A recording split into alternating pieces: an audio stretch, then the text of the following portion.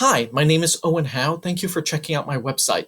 As the title says, I this video is to help students and families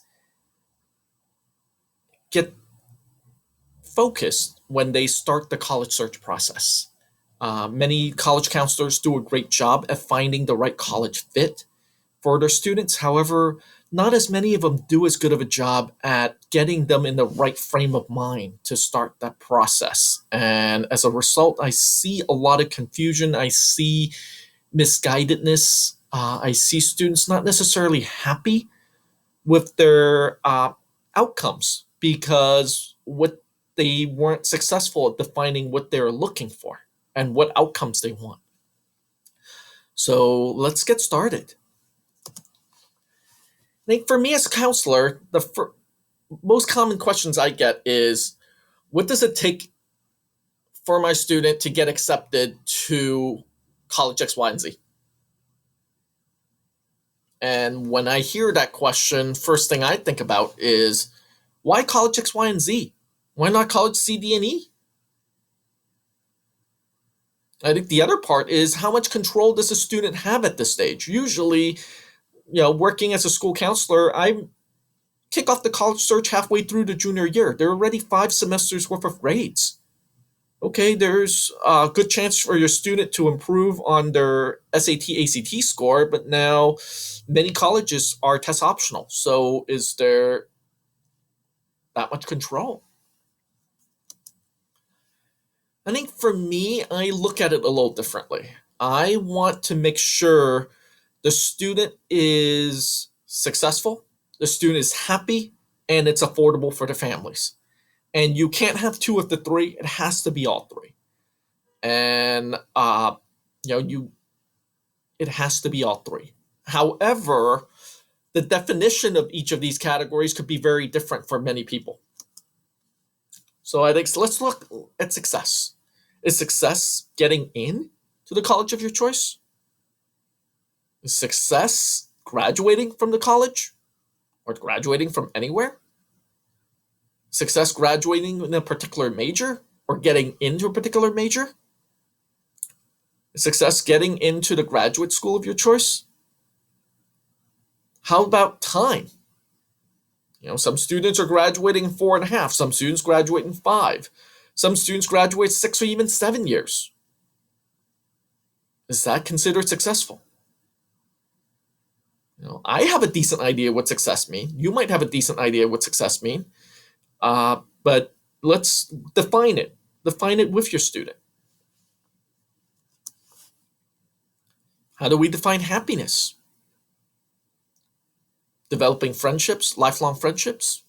Is it personal growth? Exploring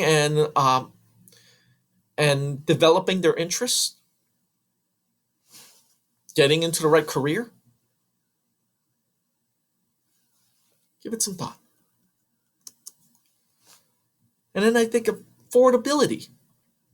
I hear a lot of different things about affordability. Does it mean that your student has to get a full ride? What is a full ride? Does it mean that your student gets a financial aid package with no loans? How much loans if they get a loan? What is reasonable? Is it reasonable? Is it affordable for your student to get a job on campus? How much of this is realistic? I'll get your questions answered, but I think these are things that you want to think about. What affordable means to one family can be very different than what affordable means for another family. What affordable means to a family could be very different than what affordable would mean if it's calculated by the FAFSA or the CSS profile. I think it's important to think about the why question. The college search process is really a self-reflection and personal assessment. That's really what it is. If the student and families are good at defining what they're looking for, where they're at, then this is not a super difficult process. It's a relatively easy process. However, what I find is many families and students throw in a lot of things that are really not all that important, and that really confuses the student even more. And they often end up getting stuck or being unhappy with the search process or putting so much stress on themselves. I want students to start thinking about their interests. They need to ask the why questions. Sometimes I talk to a student who wants to become an attorney. I ask the why, and she should too. Why do you want to be an attorney? What sparked your interest? Is this what you really want to do? Are there any pressures? Oftentimes it might be family. Oftentimes it might be from siblings. Start thinking about why you want to do something. And make sure this is what you want, not what someone else wants. I also ask about what makes them tick. How are they motivated? How's your student motivated? Is your student motivated by just doing their best? Or is your student more motivated by competition? Some students are highly motivated by grades. Start thinking about what makes you motivated. And what you'll find is the school's population is different. I think there are a certain environment that attracts the more competitive students who thrive on competition. There are other colleges with environments where students are much more intrinsically driven. Students should also look at what they value, whether it's broadly versus specifically focused learning. Some people love to take classes from all sorts of disciplines. Others look at this as, I want to get prepared for my job. I want something that's really specific because I don't like everything. I just want to be much more career focused. How academically driven is your student? There are going to be schools where students are in the library at 3 o'clock in the afternoon. They start working. Other places, students are still playing frisbee out in the quad at 3 o'clock in the afternoon. Is diversity something your student value? How about the social aspect? Start thinking about what you value, what your student value. Everyone is looking for something a little different. It's not a one-size-fits-all. Diversity is a great example. Every school claims to be diverse, but once you get there, it might not be. And there's a lot of different definitions of diversity. And for some, diversity isn't all that important, as long as there are people like yourself. I think they also need to think about what they will want to do once they get there. What type of activities does the college offer? Athletics, sports, research, clubs, intramurals, Greek system. Fraternities and sororities are great. I wholeheartedly endorse them. However, the Greek system at one school can be very different than a Greek system at another school. Do some research.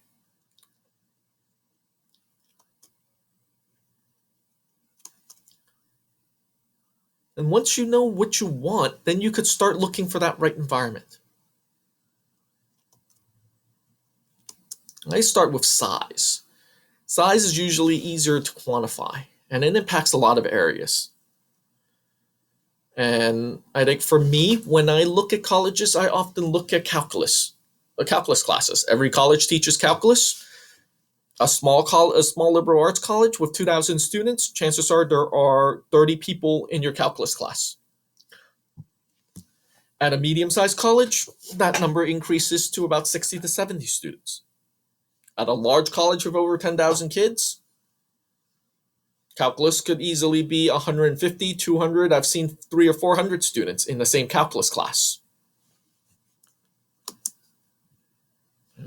How much interaction do you want or need in a classroom? Some people don't really need a lot.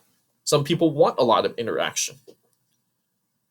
Think about what's going to make you tick, what's going to make you succeed. It's not one size fits all. Larger schools typically mean more choices, more majors, more clubs, more activities, but it's often much easier to get involved in more activities at a smaller school. Usually at larger schools, students are involved with one or two activities. They go really deep in them. And in smaller schools, students are involved with many more activities, but the activities are not as time consuming or as big of a commitment. Resources. Larger schools are going to have more resources and opportunities, but do they have enough to go around? I think a great example when I see is the gym, the workout center at the colleges. Many of the large colleges with 30, 40,000 students, their gym is huge. It's gorgeous. But remember, how many people are going to be waiting in line at those machines at 4 o'clock in the afternoon? Is that going to be enough to go around? Distance. How far do you want to be away from home? Some students thrive under a familiar environment. That's okay. Yet being in a new environment offers more opportunities to grow.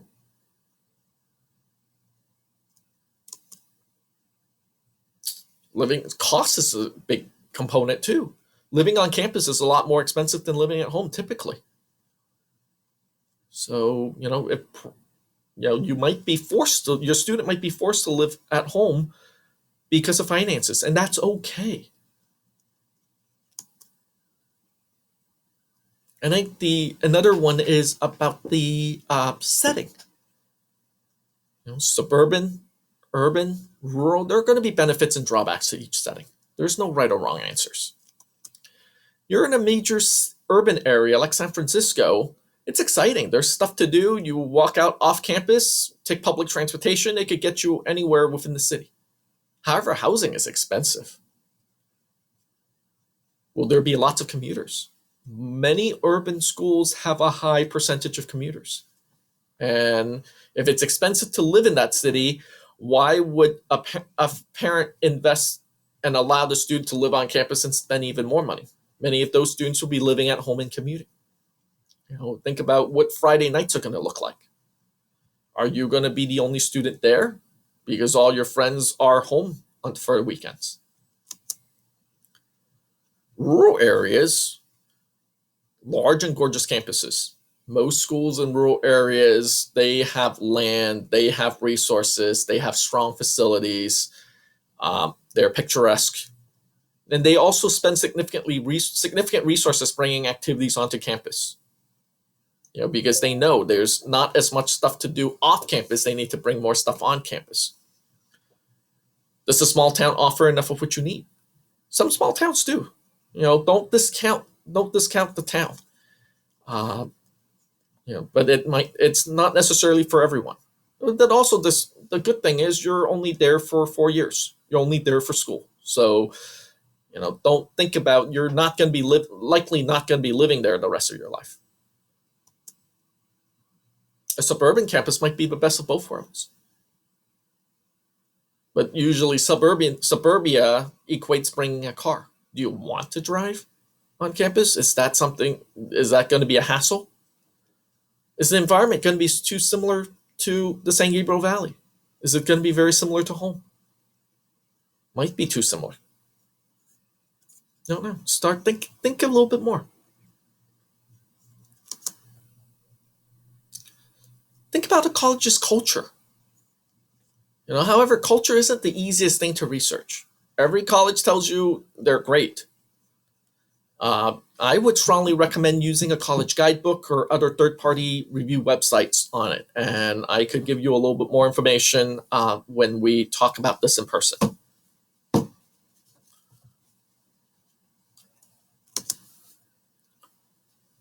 I think it's also important is if the college's value matches your own. Look at their website. Look at what they're promoting. Every different college is promoting different things. They are not necessarily all promoting the same. And sometimes you'll find that colleges have a tendency of talking out of both sides of their mouths. Do some research about that and make sure it matches what you're looking for and matches your own values.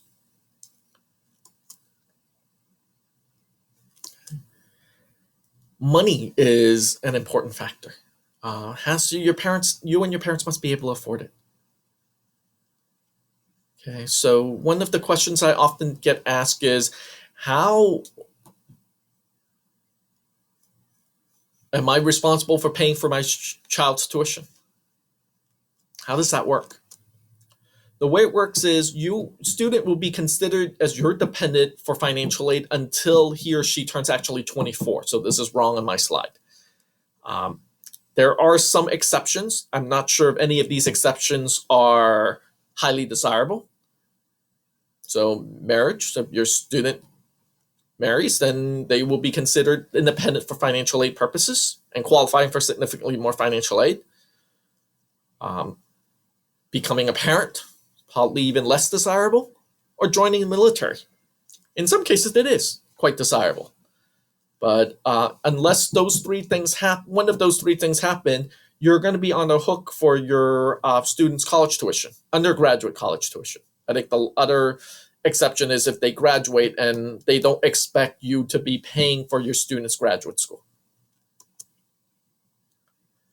Just note, financial aid will be a combination of usually grants, money that you get for free, loans, you have to pay back, and work study. Your student will get a job on campus. And they all have net price calculators on the website. So do a little research and figure out what that net price is. And many schools, especially private colleges, will be giving fairly generous merit scholarships to go on top of their financial aid. And some schools will focus more on financial aid. Other schools will focus more on merit scholarships. And you'll be surprised by how different. And I think this fits into a school's value. Some schools value getting the strongest students through the door.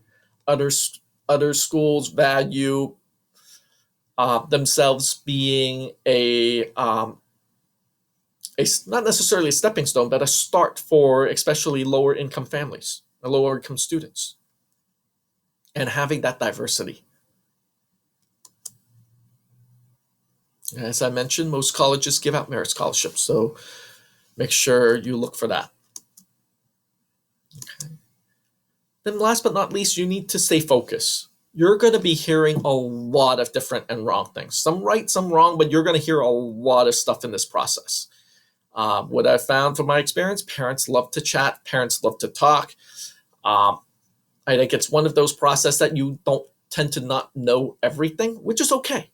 You're going to learn because it's a self-discovery process. If you know everything, then there's nothing to discover. You're going to hear quite a bit of chatter. Just remember, put on your blinders, just let it go. Focus on what you think is important. You can't get everything. Don't feel like you need to get every single thing. Realistically, you're going to sit down with your student, and your student will decide what are the most important things for him or her, and then finding schools that are going to fit those criteria. But if your criteria keep changing, it's hard to find the right fit. There's no magic formula. It's not, colleges are looking for a diverse class. They're looking for each student contributing something different.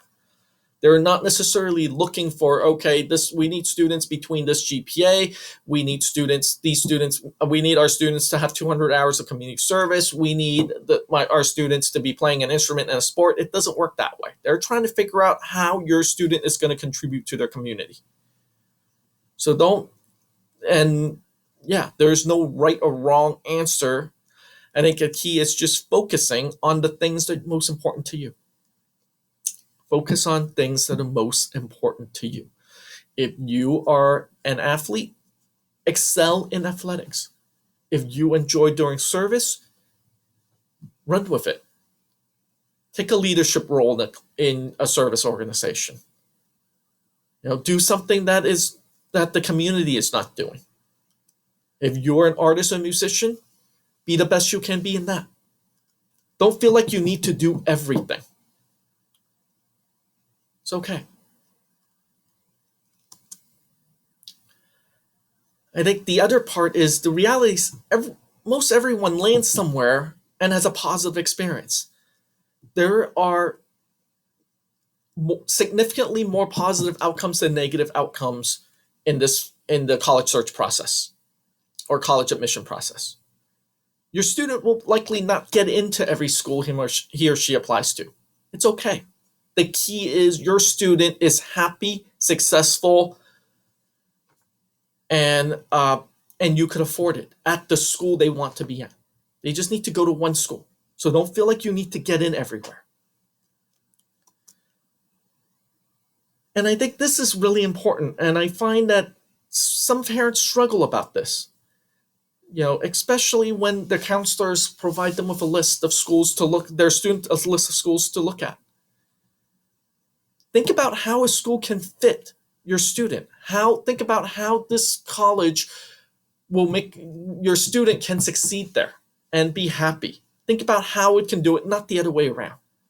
I find some parents are a little snobbish about it. Oh, this school is located here. Oh, it must not be good. Or this school, I haven't heard of it when I applied for graduate school, so this must not be good. Your counselor put the school down for a reason. You might not like it, but let's look. Don't discount a thing. Don't discount a school based on their name. Don't discount a school based on their location. Your counselors have given a lot of thought in these things. Think about how the school can work, not the other way around. It's really, really important. Last but not least, schools change. They get better. They're not the same product. They're not the same campuses as they were 30, 35 years ago when you applied to college. And just because it wasn't a school it was a school you didn't consider doesn't mean that the school isn't a good fit for your student. Okay. Give it some thought about that. Just schools are not the same as they were when you applied.